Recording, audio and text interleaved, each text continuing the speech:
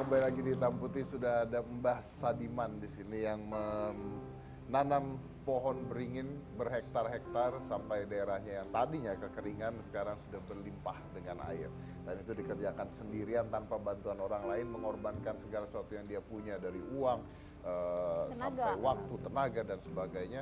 Tapi menghasilkan sesuatu yang luar biasa ya. Yang berat apa Mbah? Perawatannya. Nah, yang merawat siapa sekarang Mbah? Sekarang ya saya sendiri belum besok dibantu relawan. Oh, jadi sekarang udah ada relawan. Iya. Kalau dukungan keluarga sendiri gimana Mbah? Tidak ada keluarga saya. Tahu-tahu di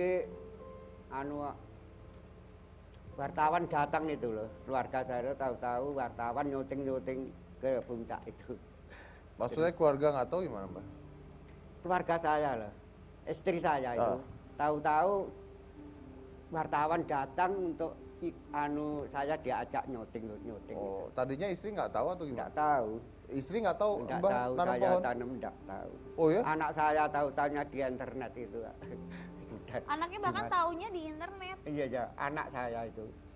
Tahu Mbah Sadiman telah menanam ribuan pohon di hektar. Tahu-tahu sudah masuk internet. Mbak, selama 19 tahun Mbah nanam pohon itu keluarga nggak ada yang tahu? Tidak tahu. Istri nggak tahu? Tidak tahu.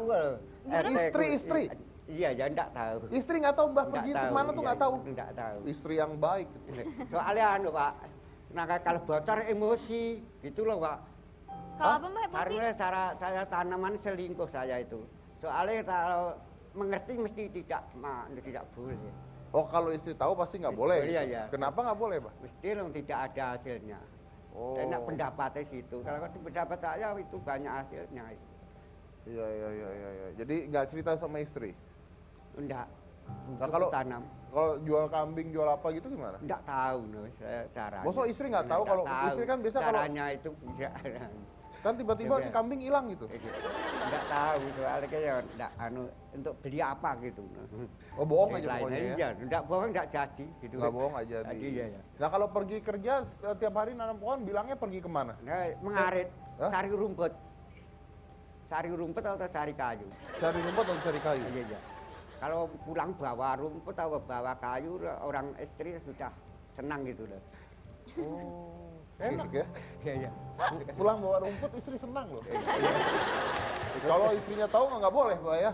Apa nih? Kalau istrinya tahu Mbak nanam Iya, pohon? kalau pagi saya berangkat mikul ringin-ringin, kalau sore saya pinggirkan jalan supaya istri saya tidak tahu. Kalau berangkat dari rumah bawa keranjang kosong tapi singgah di pinggir jalan dikasih ringin baru.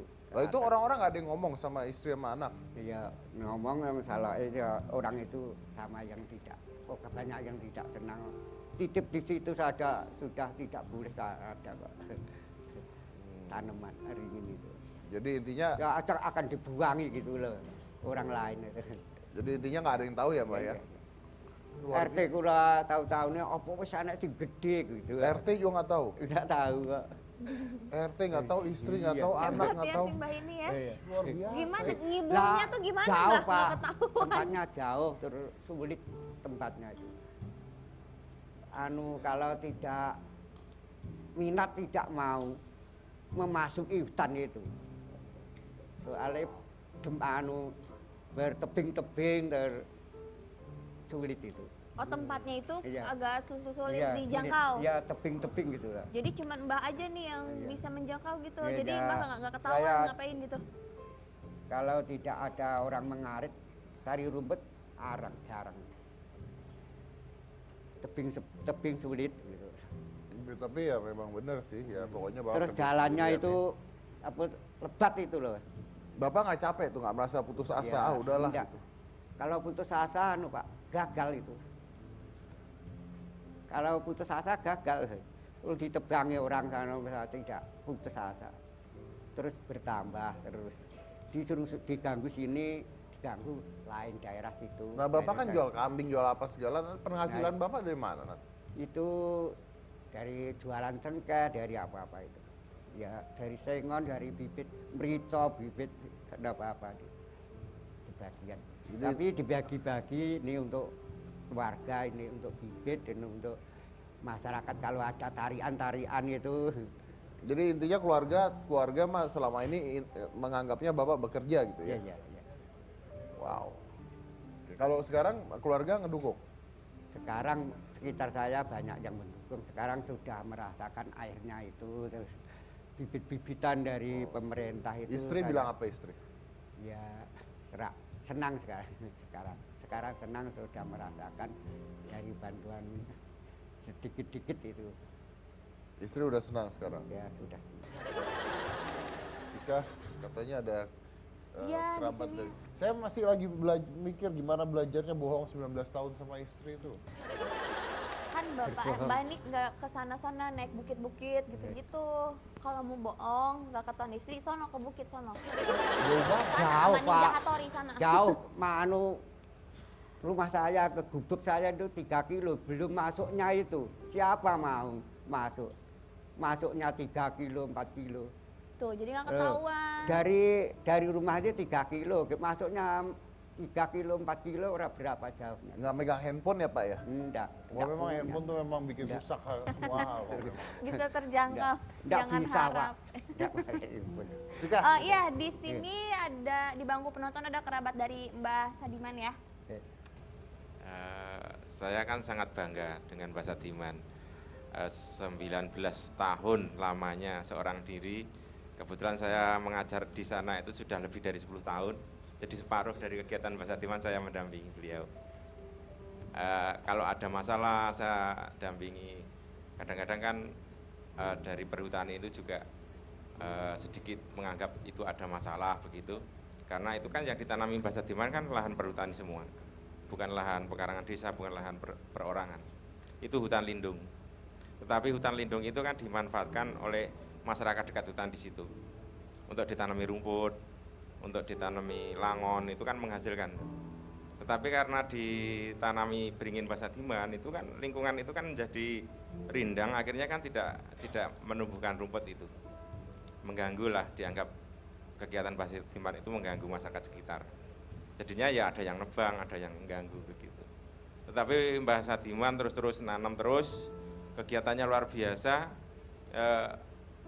Yang unik Mbah Sadiman itu menanam beringin itu di bawahnya pasti ditanam juga pohon andong merah. Pohon andong merah itu untuk dimaksudkan Mbah Sadiman apabila pohon beringin itu ditebang oleh orang, di situ tinggal pohon andong merahnya berarti kan hilang. Nah disitulah di Mbah Sadiman itu ditanam kembali. Dan begitu seterusnya, mungkin 4-5 kali ditebang ya 4 kali 5 kali itu ditanam kembali. Kalau ada satu batang pun yang ditebang karena di situ tinggal ada andong merah, itu pasti datang di sekolah, Pak Yus ini gimana ditebang lagi satu, ya udah Mbah ditanam lagi. Cuman gitu terus.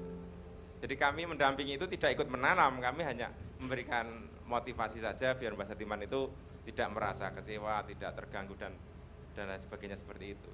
Dan ini kemarin saking ternyuh saya sama Mbah Sadiman, kami berusaha untuk mendirikan sebuah organisasi yayasan namanya Garda Hijau Bumi, Pelopor Hijau Bumi.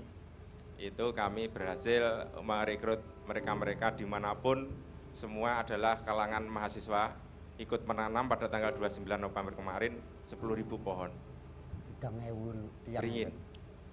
Itu satu hari ditanam.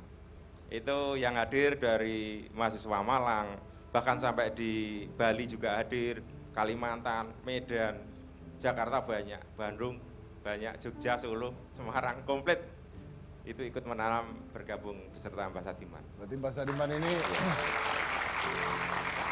Sadiman ini bagaikan seorang pahlawan ya? Betul, karena kegigihan beliau Mbah Sadiman untuk menghijaukan kembali, menghasilkan air yang tadi sudah diceritakan Mbah Sadiman, memang betul ini dimanfaatkan sekitar 800 kakak. Yang air minum. Air minumnya. Kemudian untuk mengairi sawah sekitar 208 kami hitung kemarin itu hanya satu desa. Tetapi yang 4 desa lainnya itu belum terhitung. Oke. Jadi jumlahnya ribuan itu. Saya simpulkan ya. Iya.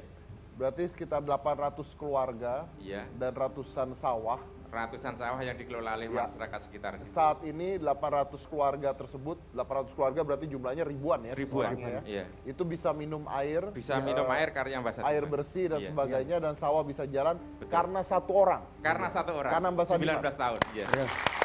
Ringinnya sekitar gini Pak. Ringinnya. Sekarang kita berasumsi satu orang saja selama 19 tahun sudah bisa menyelesaikan permasalahan air ya. Tetapi andai kata kita di Indonesia ini satu orang menanam satu pohon saja sudah berapa juta pohon. Jadi dampak kekeringan saya kira ke depan tidak ada lagi. Karena berkat motivasi jasa beliau Mbak Sadiman itu. Wah, luar biasa. Ada yang mengatakan Pak Sadiman disebut malaikat tanpa sayap. Wah, luar biasa Bapak ya. Amin, amin. Nah, Sadiman. pemerintah kita bingung gimana caranya Anda seorang diri 19 tahun benerin semua itu ya. Iya, iya. Ini memang Anu kemana aja pada saat itu Nuh? Anda malah main piano. Ada kekeringan bukan ke sana. Masih banyak daerah kekeringan, besok kamu sana ya. Cari pemain piano baru ya. Jika kita punya bintang tamu satu lagi. Iya, seorang traveler yang tidak hanya jalan-jalan tapi juga melakukan kegiatan sosial, Mas. Kan jarang kalau misalnya orang kan biasanya kalau misalnya udah jalan-jalan, jalan-jalan aja. Tapi ini tuh dia melakukan kegiatan sosial juga di tengah-tengah dia traveler gitu, traveling. Oke, kita Ya. undang aja, kita tanya-tanya langsung. Ini adalah Naya Anandita. Anandita.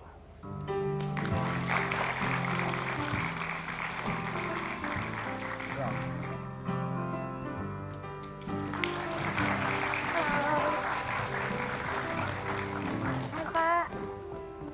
Halo, iya silakan. Tapi sebelum kita mulai, kita lihat dulu siapakah Naya Anandita. Silakan.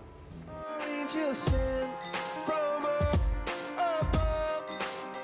I feel you coursing through my Dari sebuah acara traveling keliling Indonesia, nama Naya Anindita mulai dikenal. Bersama Petra Jebrau, Naya memandu acara traveling yang memiliki ciri khas absurd dari Jebrau di setiap episodenya. Dan untuk menggambarkan keindahan Indonesia, mereka selalu menggunakan kata pecah yang merupakan perumpamaan dari kata seru atau asik. Asik banget untuk petualangan. Pecah banget, men.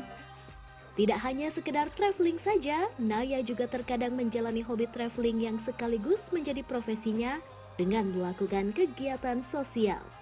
Seperti yang sempat ia lakukan pada saat terjadi bencana alam meletusnya Gunung Sinabung di Sumatera Utara. Dan tidak hanya itu saja, saat ia mengunjungi Sumbawa, ia juga sempat berjumpa dengan Carlos, seorang warga negara asal Spanyol yang mendirikan Yayasan Harapan Project yang didedikasikan untuk membantu penduduk sekitar Sumbawa.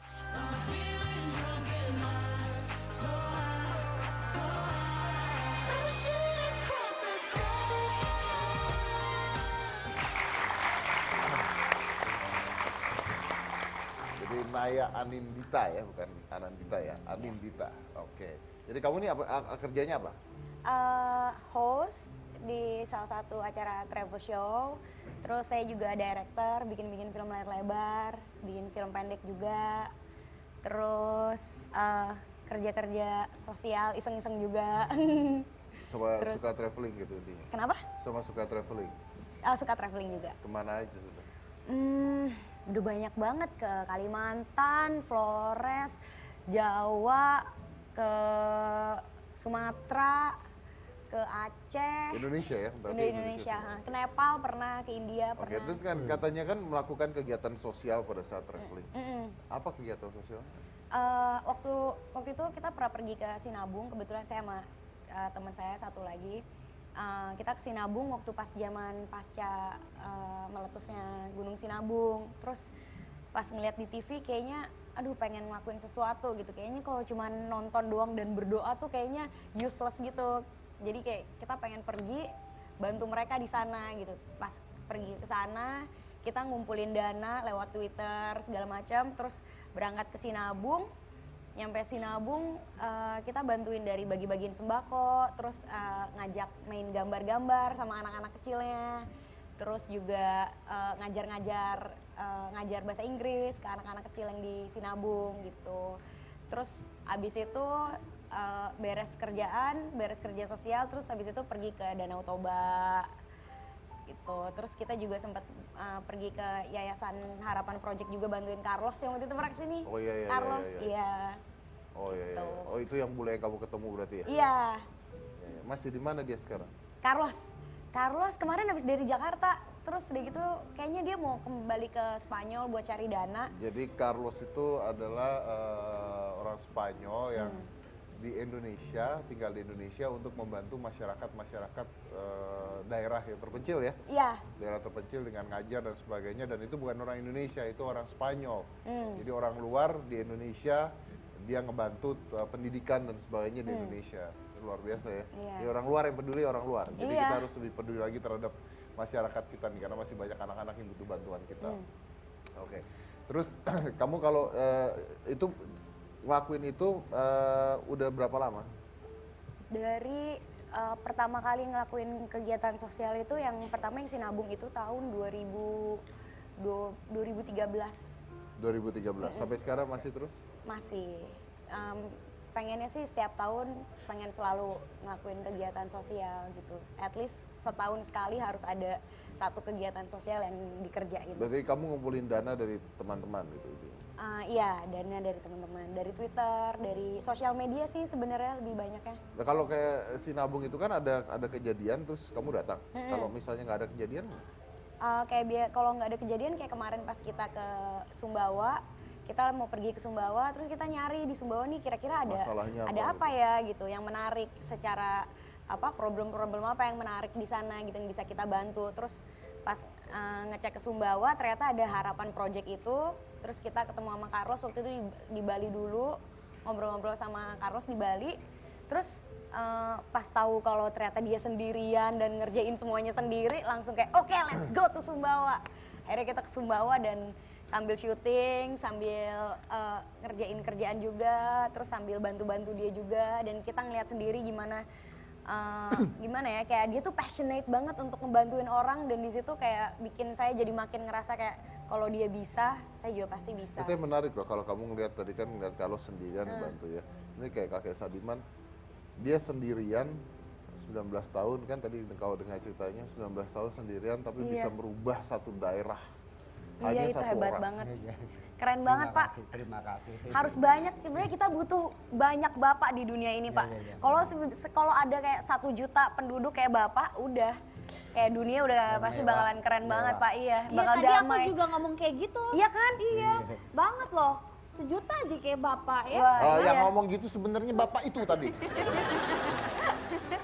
Iya banget. Kita tuh harus peduli dengan lingkungan kita ya, Pak ya. Selain air jadi paru-paru dunia, Pak. Jadi apa, Pak? Paru-paru dunia. Apa Betul, itu? paru-paru Selain dunia. air, mengandung air, Beringin. itu jadi paru-paru dunia. Beringin itu selain mengandung air, bisa mengandung air, dia menjadi paru-paru dunia. Karena kan beringin itu kan Menghisap ngeluarin oksigen, udara yang kotor udara itu. kotor dimasuk dan dia ngeluarin oksigen yang bagus. Iya. Tertarik pergi ke tempatnya Mbak Sadiman? Tertarik banget, pengen banget. Iya, saya mau ngeliput bapak syuting di Bisa, sana. ya. Iya. Iya. Bapak mau nggak, Pusat Pak? kapan? Dibantuin sampai kapan? Iya, bapak di mana sih, Pak? Di Dali. Di mana tuh, Pak? Dali Gendeng Bulukerto, Purwokerto. Bulukerto, Oh, Wonogiri. Oh, Wonogiri. Solo. Oh, di Solo. Ya. Banyak tamu-tamu saya syuting dari sini loh. Oh. Banyak sekali. Sungguh, Pak. Iya, tanyakan, Pak. Oh, udah banyak yang ini. Jadi kalau Tamu misalkan pula dari wartawan itu. Naya booking dulu, takutnya schedule Bapak Iya. padat. Udah banyak soalnya ya, Mbak ya. Oh, tamu-tamu. Tamunya banyak ya, Mbak ya.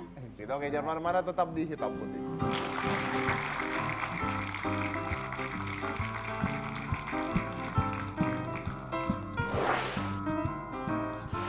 Bawa mobil isi dengan bensin. Jangan kita bawa mobil tapi nggak diisi pakai bensin. Tapi? Malah diisi pakai siraman rohani. Kalau diisi pakai siraman rohani berarti knalpotnya nggak ngeluarin asap, Pak. Ngeluarin kata-kata motivasi dong. Bawa mobil kan, zreng. Sorry. Mobil tuh gasnya di kaki. Iya makanya. Saya juga ada, Bapak.